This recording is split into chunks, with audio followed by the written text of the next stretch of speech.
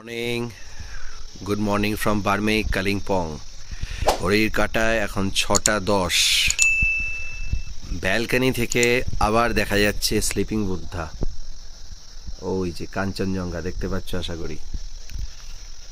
আহা হা হা, কি সুন্দর! এবারে ট্রিপে এটা হচ্ছে শ্রেষ্ঠ পাওনা। গায়ত্রী মন্ত্র হচ্ছে আর চারপাশের পরিবেশ অসম্ভব সুন্দর।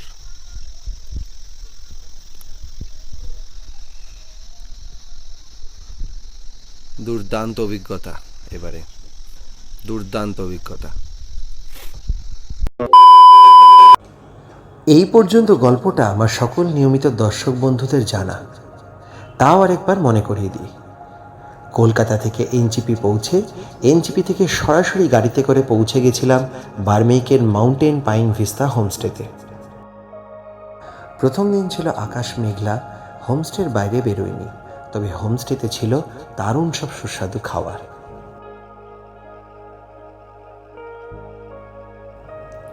দ্বিতীয় দিন হোমস্টে থেকে 2 কিলোমিটার ট্রেক করে পৌঁছে গেছিলাম ইচ্ছেগাঁওতে।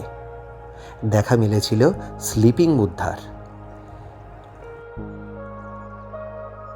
এছাড়াও তোমরা দেখেছ হোমস্টে থেকে 20 কিলোমিটার দূরে অবস্থিত সিলারিগাঁওয়ের রামিটে ভিউ পয়েন্ট, যেখান থেকে তোমাদের দেখিয়েছিলাম তিস্তা নদী, রংপো শহর এবং নর্থ সিকিমের একটি দুর্দান্ত ভিউ।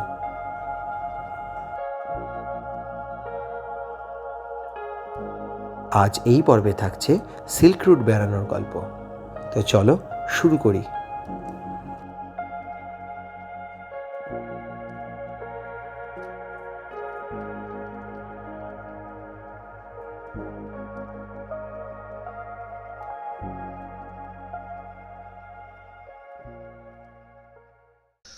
তো আজকে বেরোচ্ছি ইস্ট সিকিমের ট্যুর করতে।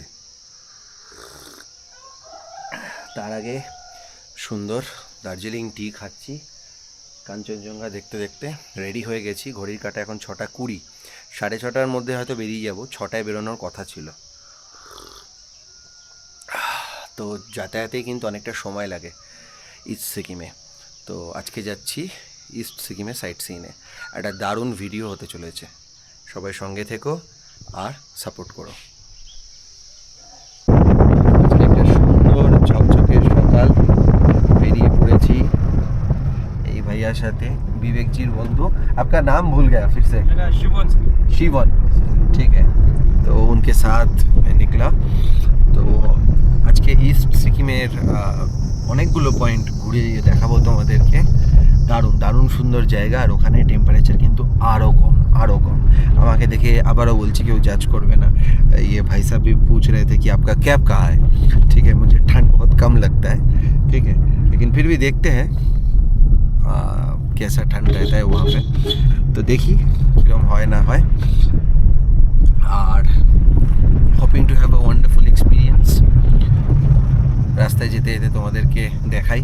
अच्छा, कौन सा रूट पकड़ के चलेंगे हम लोग? सर हम पहले पकड़ेंगे रामपुर रोराथन रोड, अच्छा उसके बाद सिल्क रूट पकड़ेंगे।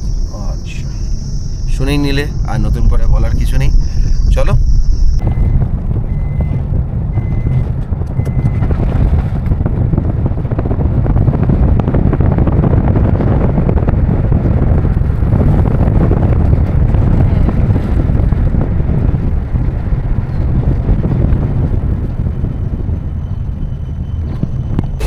ঢুকে পড়লাম সিকিমের রাস্তায়। মোটামুটি 45 মিনিট থেকে 50 মিনিট মতো গাড়ি চলার পর ঢুকলাম হচ্ছে রংপুর রাস্তায়। বহুদিন পর এই রাস্তায় আসছি।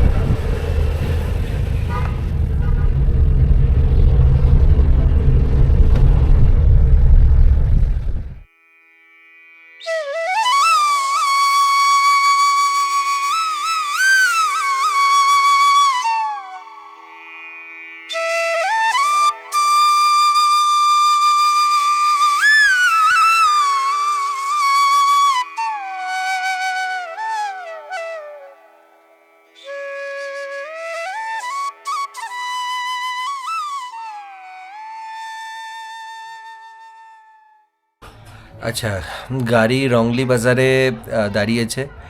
রংলি বাজারে একটু টয়লেট বগেরা করলাম, ওখানে একটা পাবলিক টয়লেট আছে, টয়লেট বগেরা সমস্ত কিছু করলাম। মোটামুটি নিট অ্যান্ড ক্লিন আছে এখানে টয়লেট। আর এখান থেকেই পারমিটটাও কালেক্ট করবে, ঠিক আছে? ইস্ট সিকিমে যাওয়ার যে পারমিটটা আছে সেটা কালেক্ট করবে। আচ্ছা, পারমিটের জন্য তোমাদেরকে বলি, যখন প্ল্যান করবে ইস্ট সিকিম ঘুরতে আসা, তখন কিন্তু ভোটার আইডিটা ম্যান্ডেটরি। তখন কিন্তু আধার কার্ড দিয়ে কিচ্ছু হবে না। মানে যতজন ট্রাভেল করবে তাদের প্রত্যেকের কিন্তু ভোটার আইডি, তার সাথে 1 কপি করে পাসপোর্ট সাইজ ফটোগ্রাফ লাগে, ঠিক আছে? এটা তোমাদেরকে জানিয়ে দিলাম এই ইনফরমেশনটা। ধরো আমি যেমন একা আছি, একার ডকুমেন্ট লেগে গেল, যদি কোনো গ্রুপে 4 জন বা 5 জন থাকে, প্রত্যেকেরই কিন্তু ডকুমেন্টস লাগবে। তো এই ইনফরমেশনটা দিয়ে দিলাম। এখন মোমো অর্ডার করেছি, চিকেন মোমো 8 পিস 100 টাকা। তো আসুক, খাবারটা খাই। আচ্ছা, এই হচ্ছে মোমো, কোনো স্যুপ টুপ দেয়নি, কিছু না। একটা সস দিয়েছে, কেমন হবে খেতে জানি না, গোল গোল শেপ। খেয়ে দেখি কেমন।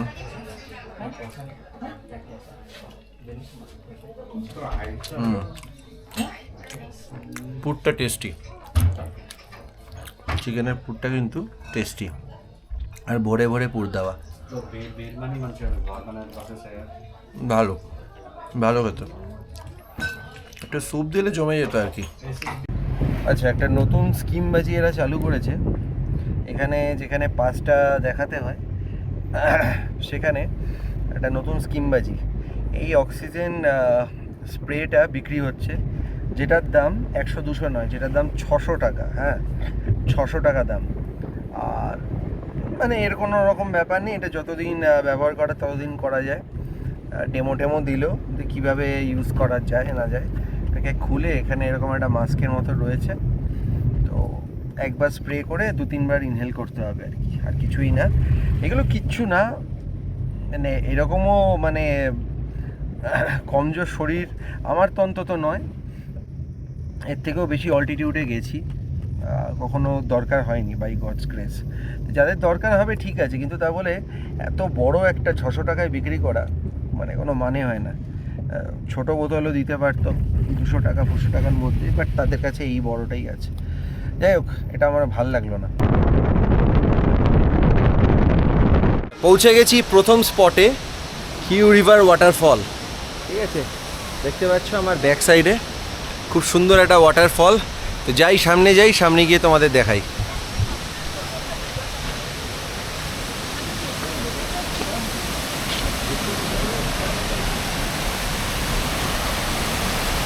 ওয়াও,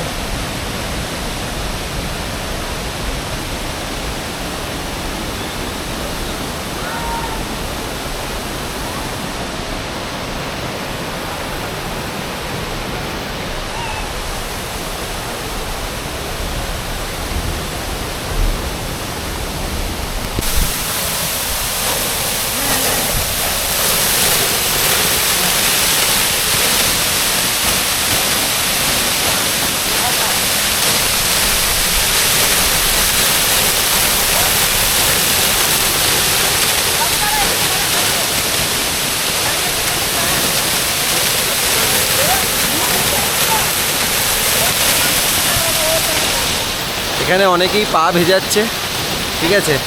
আমার তো পা ভেজালে খুব মুশকিল হয়ে যাবে, ঠিক আছে? জুতো মোজা সব ভিজে যাবে।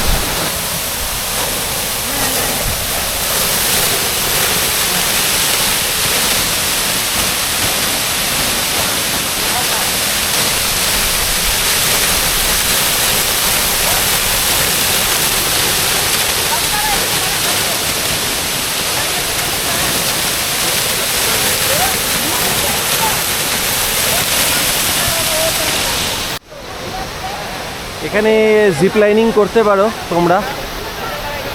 আমি এসেছিলাম 2014-15 সালে, তখন আমি, টিনা এবং জিৎ করেছিলাম, মানে আমার ভাগ্নে এবং আমার বোন একসাথে সবাই করেছিলাম এখানে জিপ লাইনিং। এখন বোধহয় 500 চার্জ হয়েছে, আমি এক্স্যাক্টলি বলতে পারবো না কত, জিজ্ঞেস করে বলতে হবে।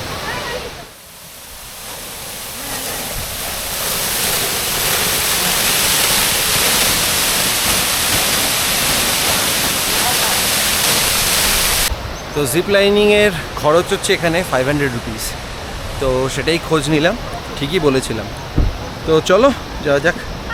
কিছুক্ষণ সময় কাটালাম, কাটিয়ে আবার যাচ্ছি নেক্সট পয়েন্টের দিকে। বিভিন্ন জায়গায় দাঁড়াতে দাঁড়াতে যাওয়া হবে আর কি। সবাই আসছে না আর?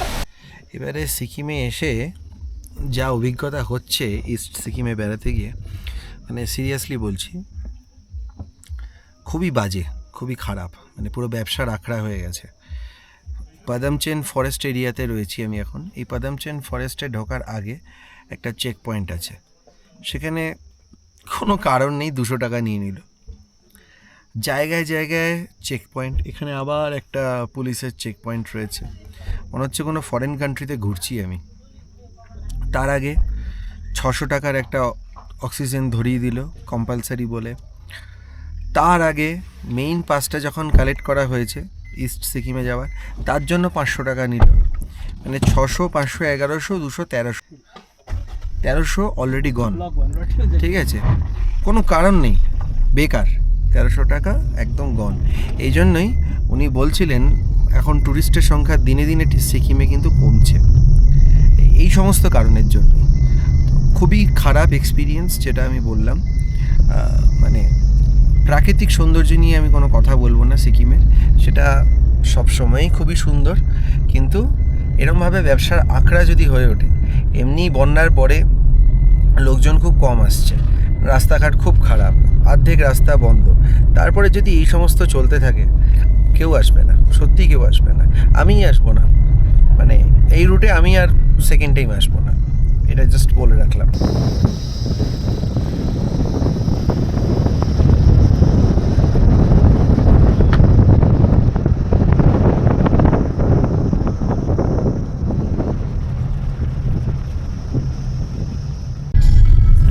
রাস্তার অবস্থা ভয়ঙ্কর খারাপ, বিভৎস খারাপ রাস্তা।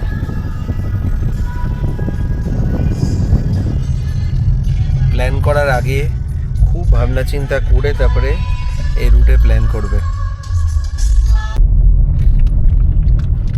সিল্ক রুটে ওঠার সাথে সাথে ভালো ঠান্ডা বেড়ে গেছে, টেম্পারেচার হঠাৎ করে ড্রপ করে গেছে। তাও আমার যতদূর মনে হয়, আমি এখনও চেক করিনি, তাই নেটওয়ার্কে একটু কানেক্টিভিটি ইস্যু আছে, 10-11 তো হবেই টেম্পারেচার।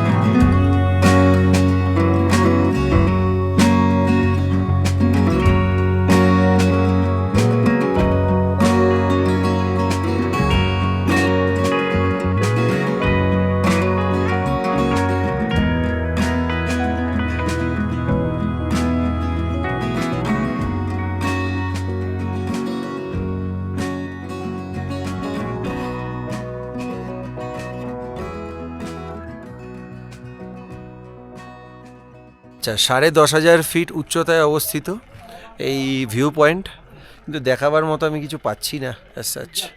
অনেক চেষ্টা করছি কিছু দেখানো যায় কি না তোমাদের, কিন্তু কিছুই দেখাতে পারছি না। দেখানোর মতো এই যে পেছনে টয়লেট আছে, দেখতে পাচ্ছ, এখানে টয়লেট করা ভীষণই কস্টলি একটা ব্যাপার, 10 টাকা করে টয়লেট। ঠিক আছে, এখানে টয়লেট করা মানে বিরাট ব্যাপার। আর এদিকে দেখতে পাচ্ছ এখানে দেখানোর মতো কিছুই নেই, এই ছোটোখাটো ম্যাগি, চা, চিপস এসব পাওয়া যায়। জিগজ্যাগ रोड এখান থেকে কিছু দেখা যাবে না। জিগজ্যাগ रोड तो नहीं दिखेगा, आधा घंटा ওয়েট करना पड़ेगा। বলছে আধ ঘন্টা ওয়েট করলে পরে যদি একটু জিগজ্যাগ রোড এখান থেকে দেখা যায়। ঠিক আছে, মুশকিল মুশকিল, কপাল খারাপ, কি বলবো। অনেকটা জার্নি করে এলাম, ঠিক আছে, এসে কোনো লাভ নেই। কাজেই প্ল্যান করার আগে 10 বার ভাববে। চলো ঝটপট করে নামলাম, দেখি একটু হালকা মনে হচ্ছে মেঘ সরেছে। এইবার জিগজ্যাগ রোড তোমাদের দেখাতে পারবো। দেখো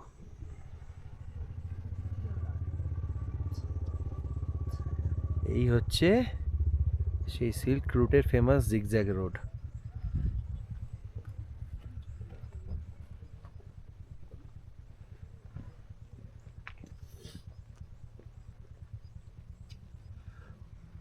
फाइनली ये देखिए, देख देख देख अभी नीचे देख, फाइनली কিছু দেখাতে পারছি।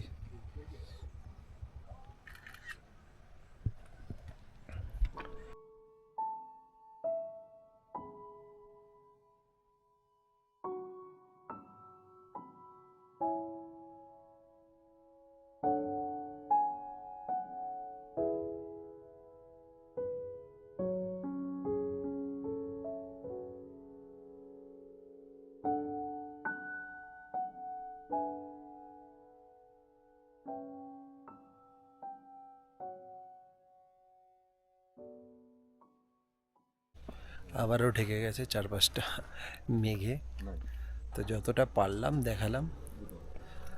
দারুণ দারুণ কিছু ছবি তুলেছি, সেই ছবিগুলো দেখার জন্য ইনস্টাগ্রামটা, ফেসবুক পেজটা একটু ফলো করে নিতে হবে। এখন আবার মেঘে ঢেকে গেছে, আবারও দেখানোর মতো কিছু নেই। যতটা পারলাম তোমাদেরকে জিগজ্যাগ রোডটা দেখালাম, ব্যাস এইটুকুই। এখন আবার মেঘে ঢেকে গেছে চারপাশ। মোটামুটি একবার মেঘে যদি ঢেকে যায় ওই আধা ঘন্টা অবধি অপেক্ষা করতে হয়, আর কিচ্ছু না। আচ্ছা, ওনারা বলছেন এই জিগজ্যাগ পয়েন্টের নাম গণিক জিগজ্যাগ, গণিক জিগজ্যাগ। আর এখান থেকে 5 কিলোমিটার দূরে থাম্বি ভিউ পয়েন্ট, ওখান থেকে ফুল জিগজ্যাগ দেখা যায়। কিন্তু ওই একই গল্প, এই মেঘ থাকলে কিছু দেখা যাবে না। ঠিক আছে, ওনার দোকান থেকেই খেলাম, কি নিলাম, একটা মটরশুঁটি নিলাম। ইয়ে কিতনা? 15। ঠিক আছে, মানে সবই 5 টাকা করে বেশি আর কি। ये हाँ हाँ वो मुझे पता है। 15 चाय का 10 रुपया, चाय का 10 रुपये, 15 10 किसी में कम 25। पड़ जाएगा, किसी में नहीं नहीं ठीक है ठीक है, 15 10 25। आप लोग इतना ऊपर ये सब आके सेल वेल कर रहे हैं। 15 10 25। सिगरेट लिया था कितना? 10 35। और टॉयलेट किया था 10 टॉयलेट या इसका मतलब 45। বলছে ওয়েদার সাথ দিলে ওখান থেকে কাঞ্চনজঙ্ঘার খুব ভালো ভিউ পাওয়া যায়, কিন্তু ওয়েদারটা সাথ দিতে হবে, সমস্যাটা এখানেই। তো দেখা যাক, এরপরে যাচ্ছি থাম্বি ভিউ পয়েন্টে। এখান থেকে 5 কিলোমিটার মতো রাস্তা, और ऑल्टीट्यूड আরও বেশি है ना। থাম্বি ভিউ পয়েন্ট का ऑल्टीट्यूड तो और भी ज़्यादा होगा। हाँ, তো ওর অল্টিটিউড আরও বেশি। এক্স্যাক্টটা তোমাদেরকে বলছি, গিয়ে বলছি।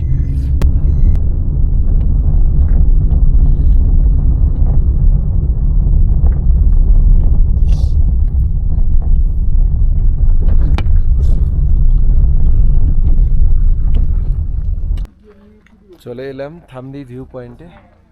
11,200 ফিট উচ্চতায় অবস্থিত, মানে আগেরটা ছিল 10,500, এটা 11,200, আরও 700 ফুট ওপরে।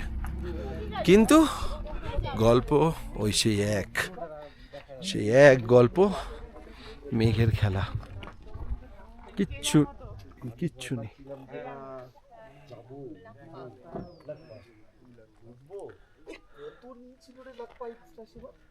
এই হচ্ছে অবস্থা, কিচ্ছু নেই, মেঘ মেঘ আর মেঘ। ক্লিয়ার हो रहा है, হালকা হালকা ক্লিয়ার হচ্ছে। না না আমার কাছে জমানো ছিল, আমি আজ 2-3 বছর ধরে জমাচ্ছি। লাস্টে ওটা থেকে আমি ক্যাশ অ্যামাউন্ট মানে নোটটা আমি নিয়ে নিয়েছি, খুচরোগুলো আমাকে বলছে আমাকে দিয়ে দেবে, কাউকে না কাউকে দিতে হবে। দিয়ে আমার কত টাকা যাবে? 2 লাখ টাকা ওই উপরে ওই দোকানটা।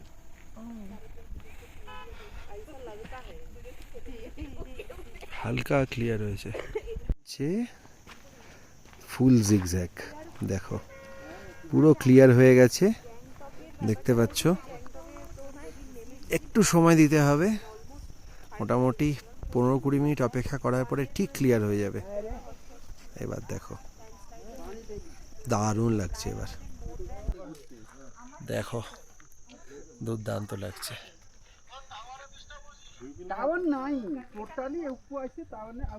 ফাইনালি আসা সার্থক।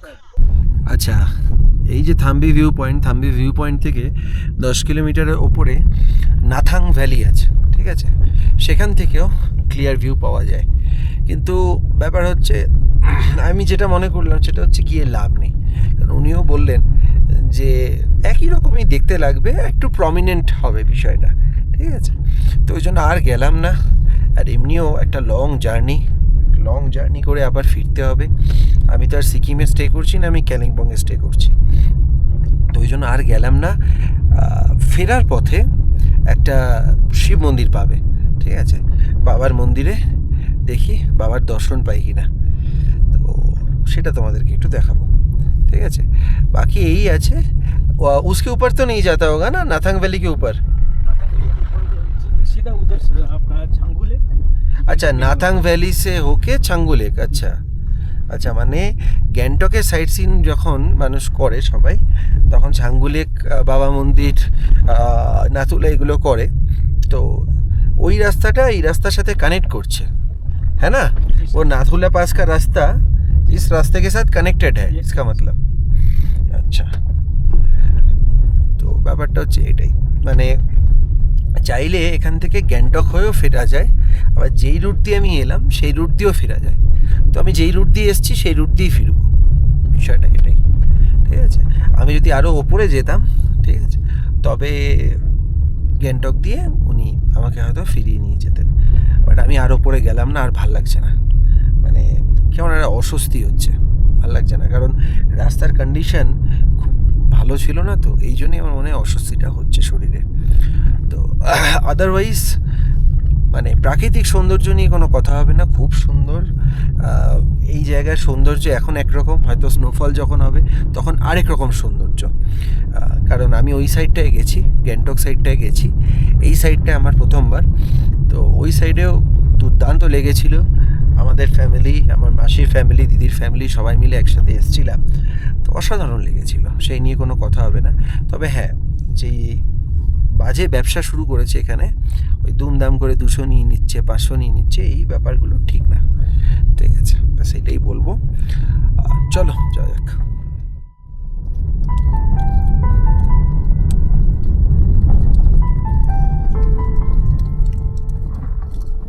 এখানে রাস্তা এত সরু, দেখো একটা গাড়ি সামনে দিয়ে এলে পরে দাঁড়িয়ে পড়তে হচ্ছে, ভীষণ পাকা হাত লাগবে এই রাস্তায় গাড়ি চালাতে।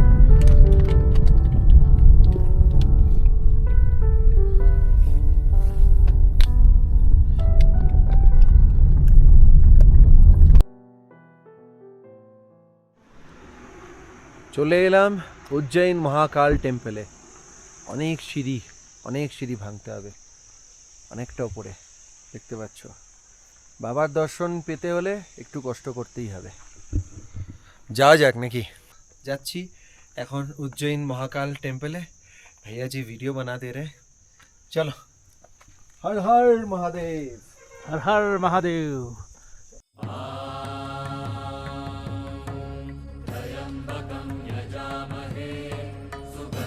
पुष्टिवर्धनम् पूर्वारुकमिव बन्धनान् मृत्योर्मुक्षीयमामृता।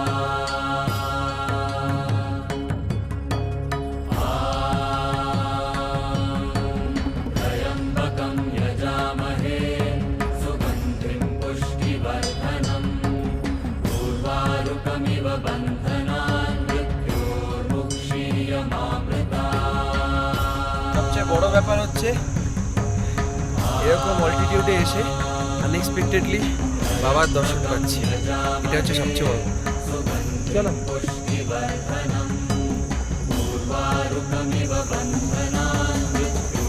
সব ত্রিশূল রাখা, ওই যে ওখান থেকে এলাম সিঁড়ি ভেঙে। তো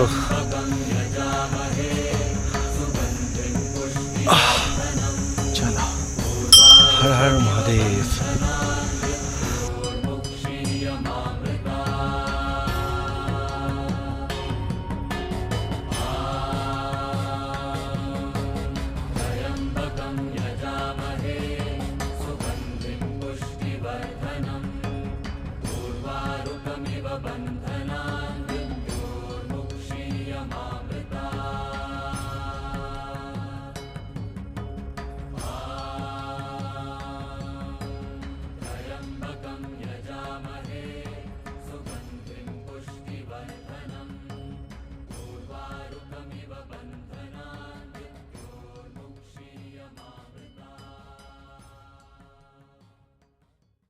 কি প্রমাণ হলো?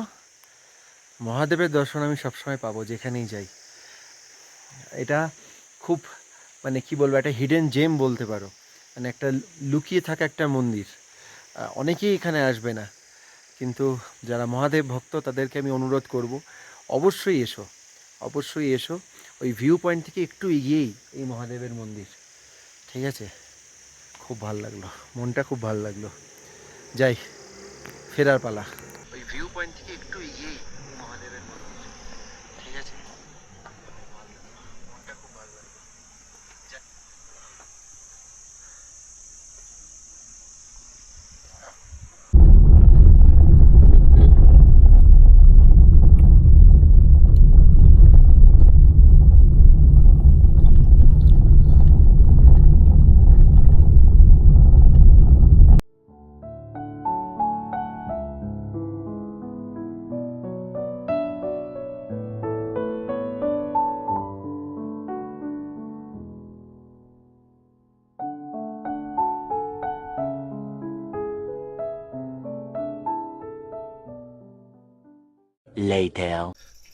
আচ্ছা, ঘুরে তো চলে এলাম, মাঝে আর ফেরাটা কিছু দেখাইনি, কি দেখাবো?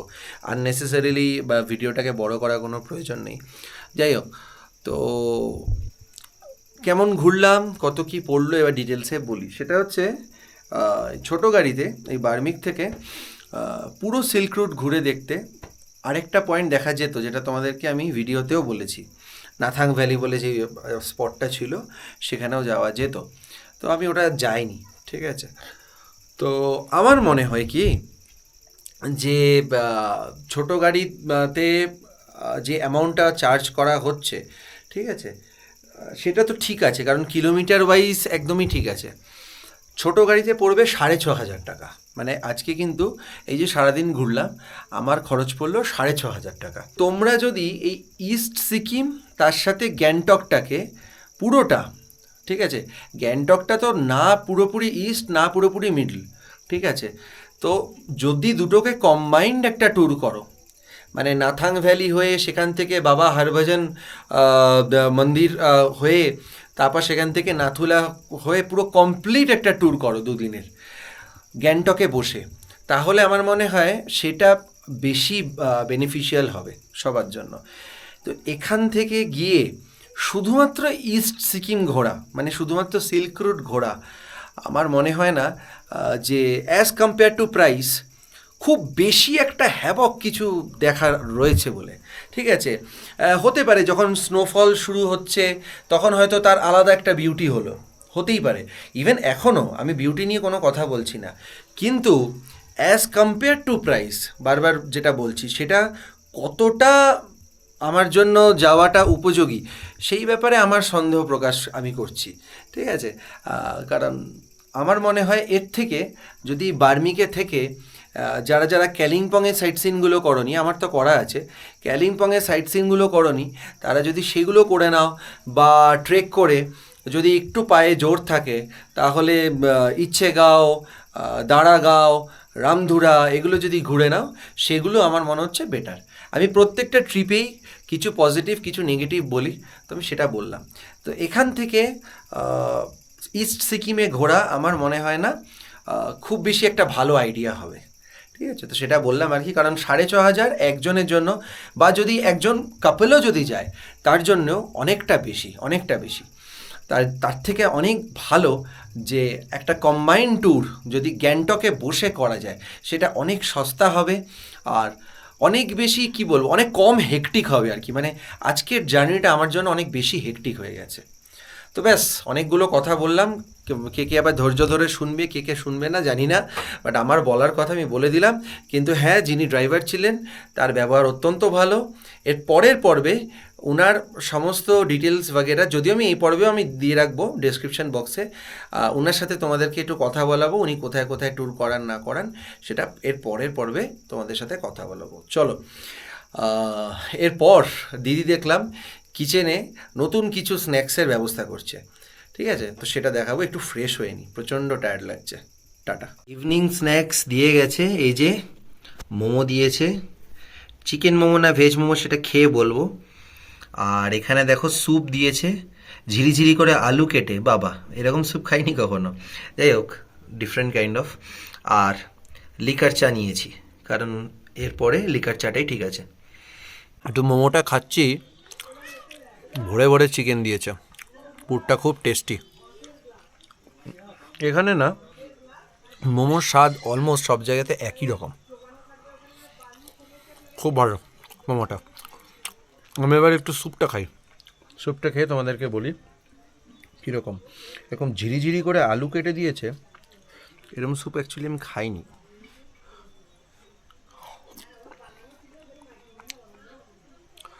স্যুপটা একটু ডাল, মানে একটু রুগীর পথ্য টাইপের, খারাপ বলছি না, মানে একটু খুব জ্বর হলে, সর্দি কাশি হলে যেরকম স্যুপ খাই ওরকম টাইপের। আমার মোমোটা বেশি ভালো লাগলো, তাই ভাবছিলাম কেন এরকম লাগছে। আমার একটা অপছন্দের জিনিস দেওয়া আছে এখানে, ওই যে দেখো মূলো কেটে কেটে দিয়েছে, ওই জন্য এরকম লাগছে আমার, বলতে পারছি না। দিদিকে বলেছিলাম একটু আন্ডা ভুর্জি করে দিতে, সুন্দর করে আন্ডা ভুর্জি করে দিয়েছে। ওই হালকা ফুলকা একটা সোলো পার্টি বলতে পারো, ওয়েব সিরিজ দেখতে দেখতে। আজকে বানিয়েছে আলু ভাজা করছে, রাইস, চিকেনও আছে। আজকে শেষ দিন, তাই মনটা একটু খারাপ।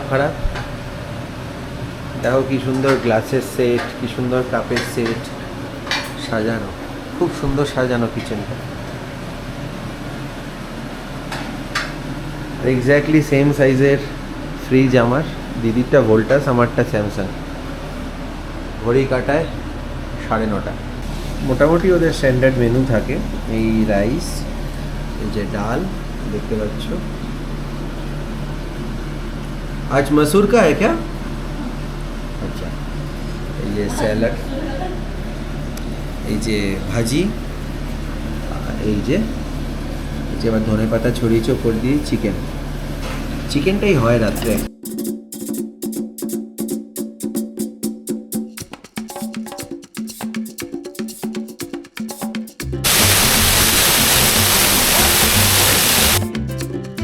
ভ্রমণপ্রিয় বাঙালির ভ্রমণ সঙ্গী আমি বং ক্রিয়েটর অরিত্র। যদি আমার ভিডিওগুলো ভালো লেগে থাকে তাহলে অবশ্যই চ্যানেলটা সাবস্ক্রাইব করে বেল আইকনটা প্রেস করতে ভুলো না, তাহলে যখনই আমি যেই ভিডিও আপলোড করব তার ইনস্ট্যান্ট নোটিফিকেশান পৌঁছে যাবে তোমাদের নিউজ ফিডে। খুব তাড়াতাড়ি দেখা হচ্ছে নতুন পর্ব নিয়ে, ততক্ষণ সবাই ভালো থেকো, সুস্থ থেকো, টাটা।